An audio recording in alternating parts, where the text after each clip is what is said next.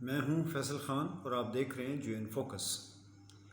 آج بات شروع کرتے ہیں فارن فنڈنگ کیس سے، لیکن اس کے اوپر جانے سے پہلے میں آپ کو کچھ یاد دلا دوں کہ جب انہوں نے پشاور کے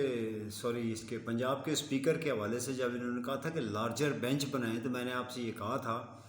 کہ لارجر بینچ میں یہ ہوتا ہے کہ 7 بندے بیٹھ کے یا 9 بندے بیٹھ کے تو 5-4 سے فیصلہ ہو جاتا ہے۔ پھر ایک معاملہ آیا تھا سپریم کورٹ کا، اس میں 5-4 والی کہانی بنی بھی تھی۔ پھر سپریم کورٹ کے چیف جسٹس نے ان کو یہ بھی کہا تھا کہ لگتا ہے کہ آپ اپنی مرضی کے جج چاہتے ہیں۔ ہیونگ سیڈ دیٹ آپ آگے آ جائیں۔ لارجر بینچ ان کو اس وقت نہیں چاہیے تھا۔ قاسم سوری کی دفعہ تو لارجر بینچ بن سکتا تھا کہ پورے ملک کی قومی اسمبلی تھی، لیکن صوبائی اسمبلی کا اگر کوئی اسپیکر ایسی بات کرے تو اس میں ہم لارجر بینچ کی ڈیمانڈ نہیں کرتے زیادہ تر، کیونکہ جو صوبے ہوتے ہیں وہ وفاق کے زیر اثر ہوتے ہیں، اور وفاق کے اندر جو آئین ہوتا ہے وہ سارے اس فریم ورک کے اندر ہی رہ کے کام کرتے ہیں۔ تو پھر لارجر بینچ میں نے یاد ہوگا آپ سے کہا تھا کہ لارجر بینچ کو یاد رکھیے گا، آگے جا کے یہ کہانی آپ پہ ریویل ہو جائے گی۔ تو وہ کہانی اب لارجر بینچ کی ریویل ہو گئی ہے کہ لارجر بینچ صادق اور امین، یہ پہلی بات یہ چاہتے ہیں کہ عمران خان نے جو ایفیڈیوٹ جمع کرایا تھا الیکشن کمیشن میں وہ غلط تھا، لہذا یہ صادق اور امین نہیں رہا۔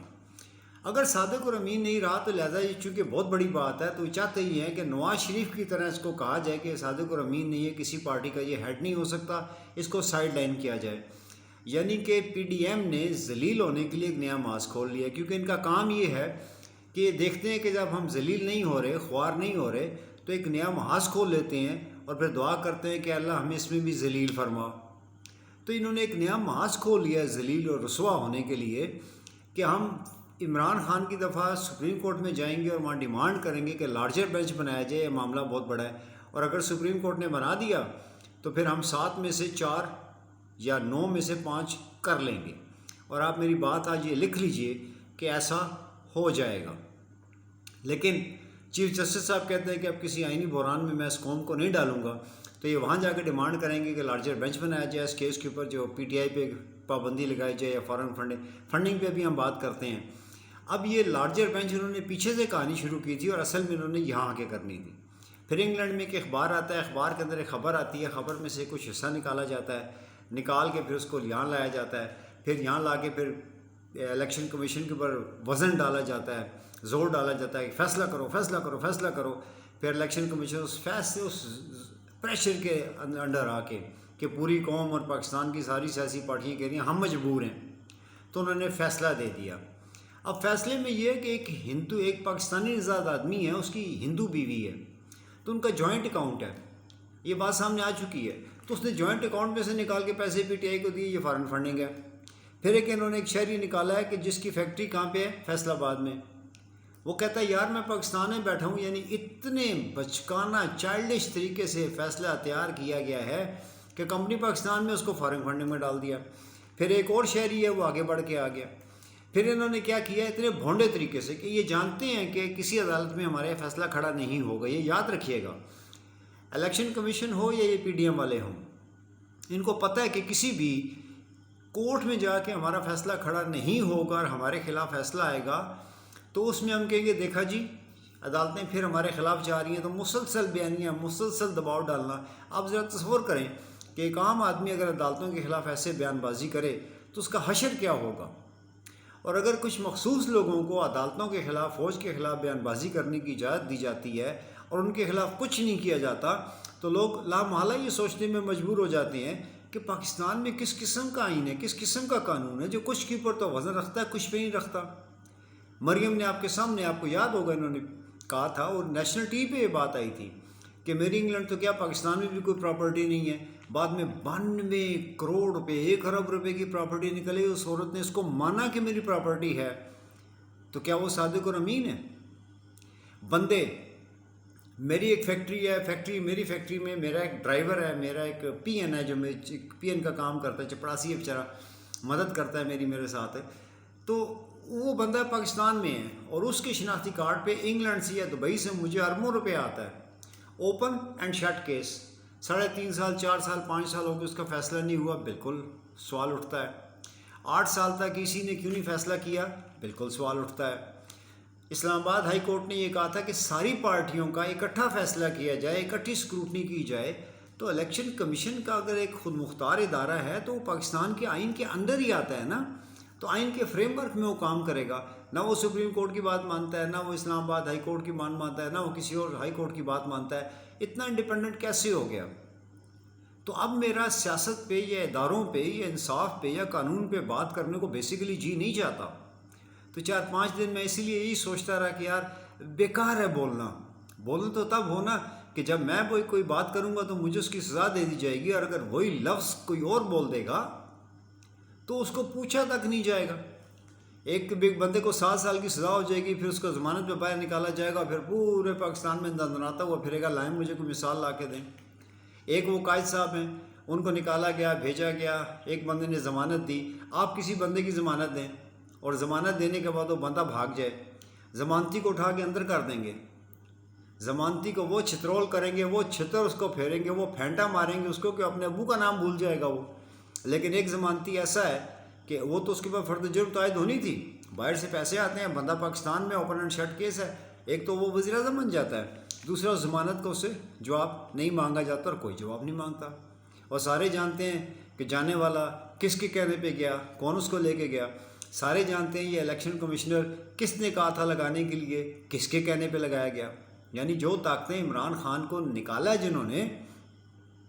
اب وہ اتنی آسانی سے عمران خان کو آنے نہیں دیں گی. چلو اگر تمہارے پیچھے عوام اور لوگ کھڑے ہو گئے ہیں نا تو کوئی بات نہیں، ہم آئین اور قانون کا راستہ اپنائیں گے. تو صادق اور امین نہیں ہے کیونکہ تو نے ایک ایفیڈیوٹ دیا تھا، جبکہ ریکارڈ کے مطابق پی ٹی آئی کے پاس 20,000 سے زیادہ ڈیٹا موجود ہے کہ پیسے کہاں سے آئے تھے.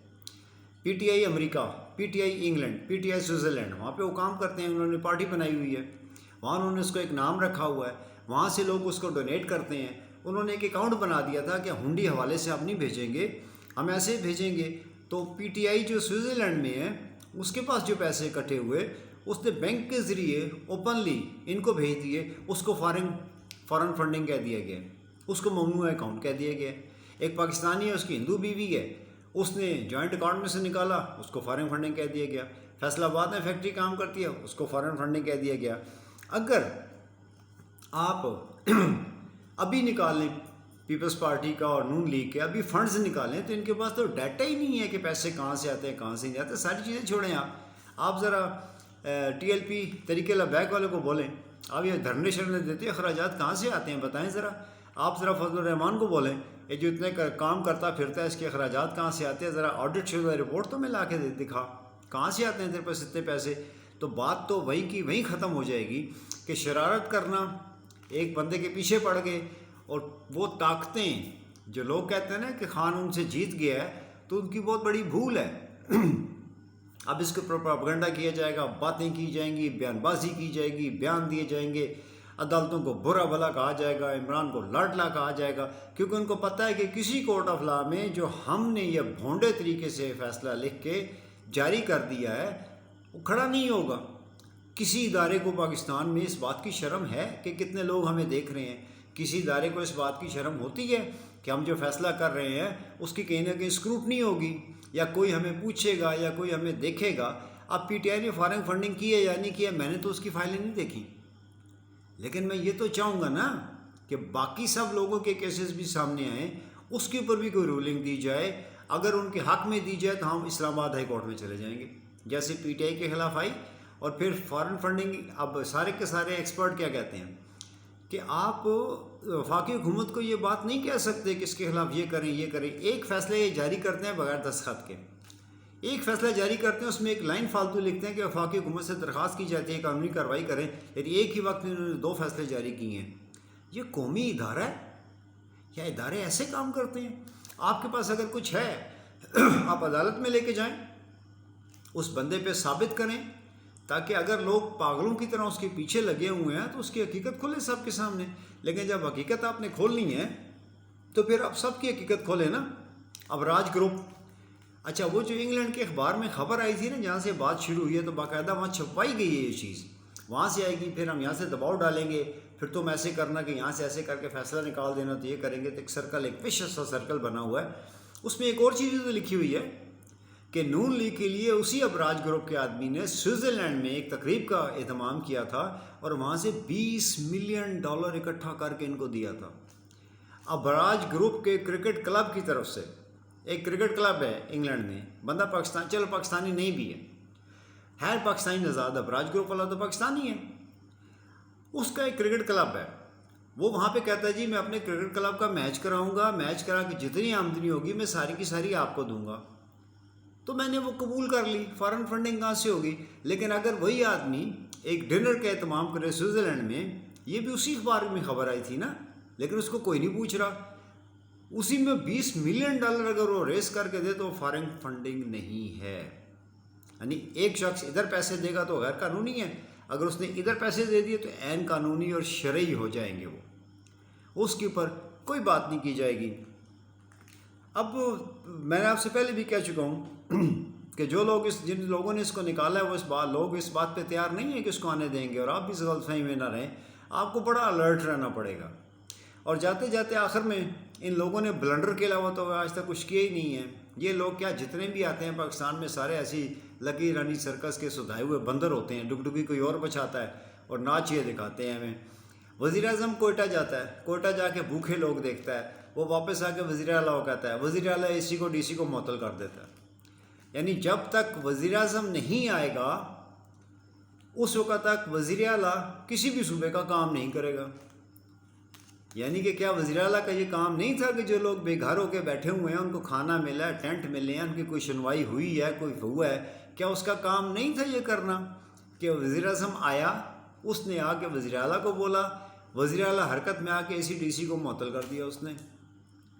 اس کے علاوہ ان کا کام نہیں تھا۔ وہ کس چیز کا وزیر اعلیٰ بن کے بیٹھا ہوا ہے بلوچستان میں، یا کہیں بھی بیٹھا ہوا ہے، وہ کسی بھی پارٹی کا ہے، وہ وزیر اعظم کو آگے اس کو کیوں کہنا پڑا؟ اے سی اور ڈی سی کام کیوں نہیں کر رہے تھے؟ اور رہ گئی بات معطل کرنے کی، تو یہ سب ڈرامہ بازی، آپ اس کو معطل کر دیتے ہیں، اخبار والے سب لوگ بھول جاتے ہیں، مہینے 2 مہینے 3 مہینے کے بعد، 3 مہینے کے بعد ایک رپورٹ بنائی جاتی ہے کہ فائنڈنگ کی جاتی ہے کہ آیت ہے جس کو بے قصور پایا گیا، پھر اس کو بحال کر دیا جاتا ہے، اور 3 مہینے 4 مہینے 5 مہینے جیسے جب وہ معطل رہتا ہے نا، تو اس کے دوران اس کی تنخواہیں اس کی مراعات سمیت ساری اکٹھی اس کو نہ پیش کر دی جاتی ہیں، اس کو کرسی بٹھا دیا جاتا ہے۔ تو یہ ہے آپ کا اور میرا انصاف کا معیار، اور میرا خیال ہے کہ اب ہمیں اس چکر سے نکل آنا چاہیے کہ میرے بندے سے زیادتی ہوئی ہے تو تیرے بندے سے زیادتی نہیں ہوئی ہے تو یہاں کوئی انصاف ہے یا قانون ہے۔ اگر انصاف ہوتا، قانون ہوتا تو سب کے لیے برابر ہوتا، وقت اور حالات کے مطابق لوگوں کے لیے مخصوص وہ یوں کر کے گھومتا نہ پھرتا۔ اللہ خیر کرے، دیکھیں شاید اب تو یہ امید جو تھی وہ بھی تقریباً ختم ہوتی چلی جا رہی ہے کہ یہاں کوئی الیکشن نہیں، یہاں تو وہ والا انقلاب۔ انقلاب کس کو کہتے ہیں؟ انقلاب ہوتا ہے کہ اگر ایک چیز ایسے پڑی ہوئی ہے تو آپ اس کو بالکل یوں کر دیں۔ یہ چھوٹی چھوٹی ہوشیاریاں، چھوٹی چھوٹی چلاکیاں کر کے انقلاب نہیں آتے ہوتے۔ اللہ تعالیٰ اس ملک کو اپنے حفظ و ایمان میں رکھے، اپنے آگے پیچھے کے لوگوں کا خیال کیا کیجیے۔ انٹل وی میٹ اگین، اللہ حافظ۔